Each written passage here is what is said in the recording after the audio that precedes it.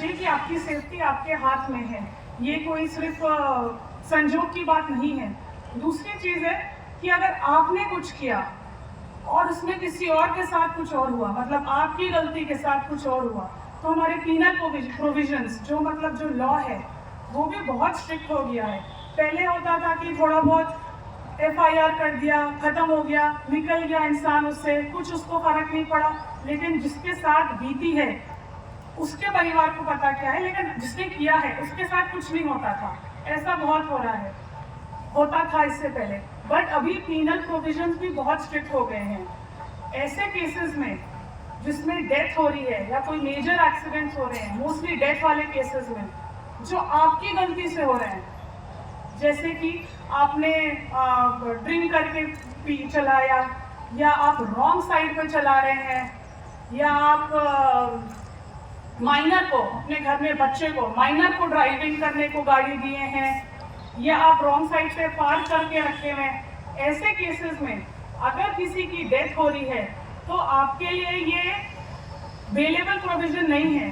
आपके मतलब आप इसमें ये बहुत सख्त सजा होगी, इसकी 10 इयर्स वाली सजा है। तो इसमें इन सब केसेस में जिसमें कुछ हो रहा है और ये ड्राइवर की गलती से हो रहा है, उसमें आपको 100% रिमांड मतलब जेल जाना होता है, इतना स्ट्रिक्ट हो गया है। बाकी जो प्रोविजंस होते हैं कि आप बिना नंबर प्लेट के जा रहे हैं, या उन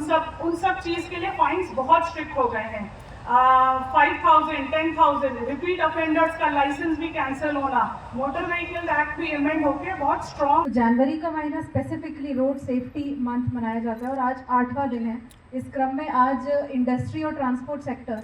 में स्पेसिफिकली अवेयरनेस जनरेशन प्रोग्राम रखा गया है और एडमिनिस्ट्रेशन की तरफ से एसपी मैडम, डीएसपी साहब और बाकी सभी यहाँ पे उपस्थित हैं। तो आप लोग समझ सकते हैं कि कितना इम्पॉर्टेंट इशू है ये, न सिर्फ एक पर्टिकुलर डिपार्टमेंट के लिए बल्कि एडमिनिस्ट्रेशन और गवर्नमेंट एज अ होल के लिए, क्योंकि रोड एक्सीडेंट्स जो हैं ये कोई ऐसी चीज़ है जिसको हम कंट्रोल कर सकते हैं और अगर प्रिवेंटिव मेजर लेंगे तो शायद ये फ्यूचर में नहीं होगा। तो ऑलरेडी मिश्रा जी ने काफ़ी अच्छे से समझाया, तो मैं इसके आगे बस कुछ पॉइंट्स जो मेरी तरफ से है वो मैं बोलना चाहूँगी। एक स्पेशल रिक्वेस्ट जो है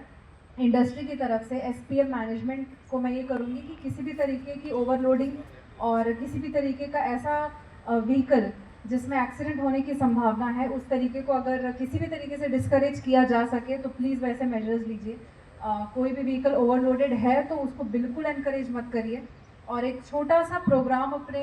जो आपके रेगुलर, मुझे ऐसा लगता है कि कुछ तो ड्राइवर्स होंगे जो बार बार आपकी कंपनी में वो लोग काम करते ही होंगे, तो ऐसे ड्राइवर्स के साथ में एक छोटा सा अगर आप प्रोग्राम लोकल लैंग्वेज में या उनके बोले जाने वाली लैंग्वेज में अगर रखेंगे तो उनको आप समझा पाएंगे कि कैसे ओवरलोडिंग और कैसे हाई स्पीड करने से बहुत सारे ड्राइवर्स की गलत समय पे मृत्यु हो जाती है। तो ये एक इनिशिएटिव अगर आप लेंगे तो शायद बहुत लोगों के लिए हेल्पफुल होगा। और सेकंड, यहाँ पे जितने भी लोग हैं, आप लोग क्योंकि बहुत ही हाई रिस्क जगह पे काम करते हैं, इंडस्ट्री सेक्टर पे काम करते हैं, ट्रांसपोर्ट सेक्टर से आप लोगों का बहुत ज़्यादा लेना देना है, तो जब आप सुबह निकलते हैं तो ट्रक के सामने कितनी दूरी बना के चलें। जो ट्रक में लकड़ियाँ लोडेड हैं, क्योंकि पेपर मिल वाला एरिया है, तो भगवान की दया से पिछले 2 साल से ऐसे कोई बड़ा एक्सीडेंट नहीं हुआ है, लेकिन जैसे मिश्रा जी ने कहा कि नहीं हो सकता, ऐसी संभावना बिल्कुल नहीं है। तो प्रिकॉशन रखना ही सबसे ज़्यादा ज़रूरी काम है। तो कितनी दूरी बनाए रखें, कितने दूर चलें, और अगर ज़्यादा ओवरलोडिंग है तो तुरंत हम भी, मैम से भी एक रिक्वेस्ट करूँगी और डीएसपी साहब से भी, कि हम भी बैनर्स लगाएंगे, हम एक टोल फ्री नंबर भी रखेंगे जहाँ पे आप बिल्कुल ओवरलोडिंग या हाई स्पीड या रैश ड्राइविंग की कंप्लेन कर सकते हैं। तो उस तरीके से हम उसको भी कंट्रोल कर पाएंगे। और डीटीओ साहब यहाँ पे हैं, तो मेरा स्पेशल रिक्वेस्ट होगा कि स्पेसिफिकली अगर आप